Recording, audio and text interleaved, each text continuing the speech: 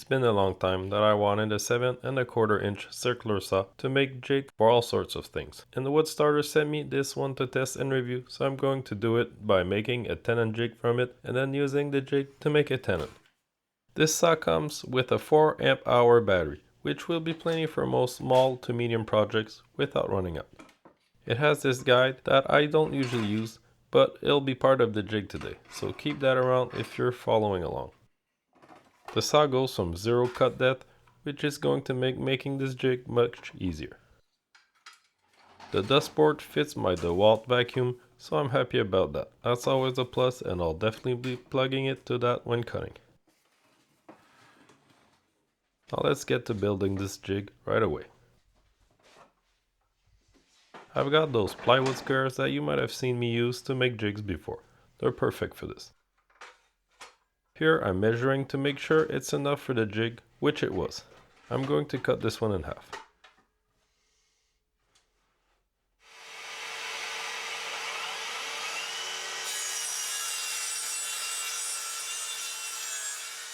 It cut that great and the vacuum got pretty much everything. I slowed down here because I was aligned to cut my workbench. It was able to go through this just fine. I'll line up the two boards and cut them together to make sure they're equal. As you can see, I'm a big fan of using a square to align the circular saw. It's a known good trick that carpenters use for any cut that's not very short.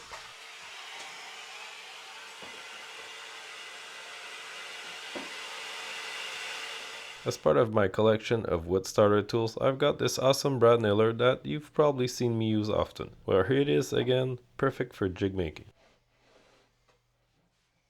I'm making a box here, nothing complicated, with the pieces I cut fused on the inside of two uncut squares that I'll use as is.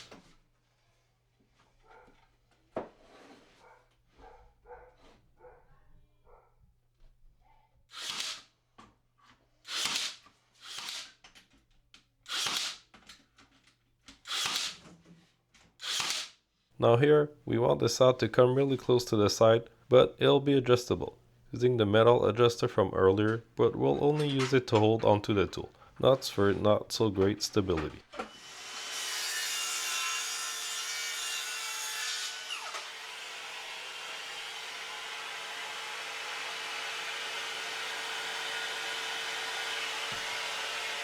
I'm adding a piece of MDF to make it much more flat and stable.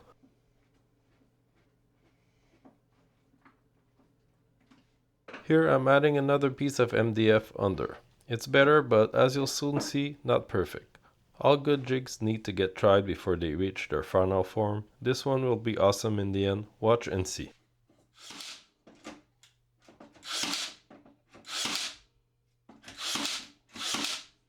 Let's try it first. You basically clamp your leg on the side like this and set your saw's cut depth to the depth of your tenon, while setting the blade's distance from the jig to the tenon's inner column position.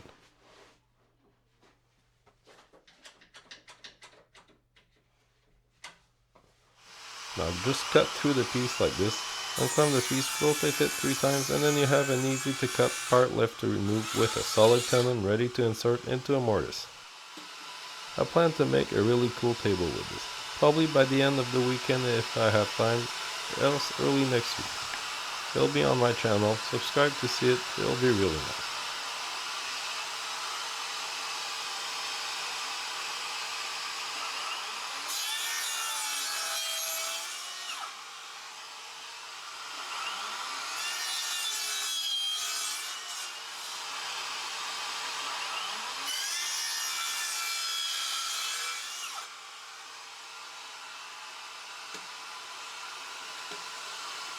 Now for this part, I tried to use a block of wood, but I think by the time I release the table video, I'll have come up with a better way to do this, as I'm not entirely satisfied with the handsaw part. But it works.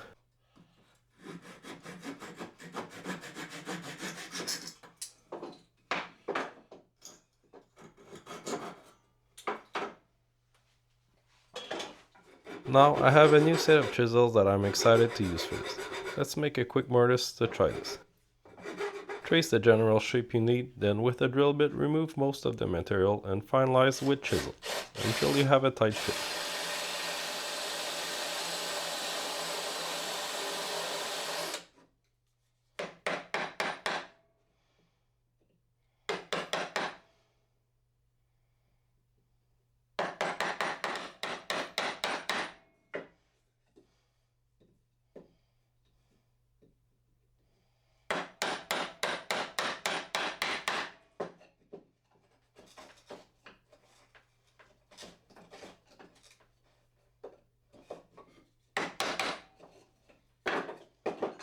Add glue, insert the tenon in the mortise, and you now have an awesome new way to make joints.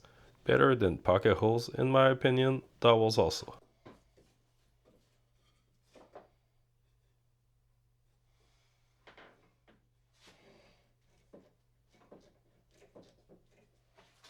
Now the jig I found was a little wobbly when used, and that can affect the precision, which I don't want. I thought about a way to fix this, so let's do it now. By adding another piece of MDF on top here, I'm squeezing the jig in place, and it's going to be awesome, I bet.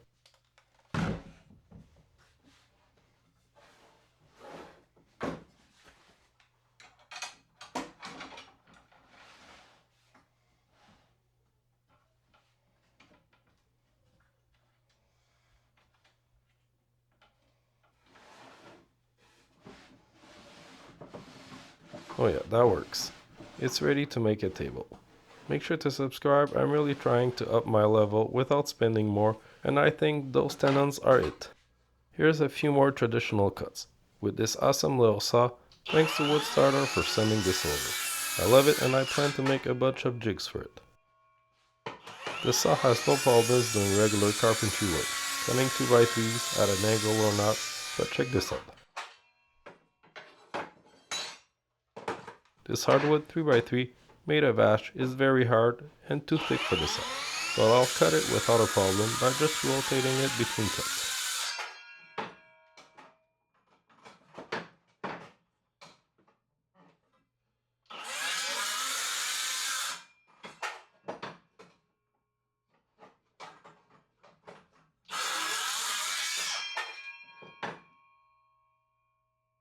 There you go, perfect cut. This saw is great. Check out the links in the description for where to get it. You'll see it often in videos. I plan to make a lot of cool stuff with this. Thanks for watching and see you next time.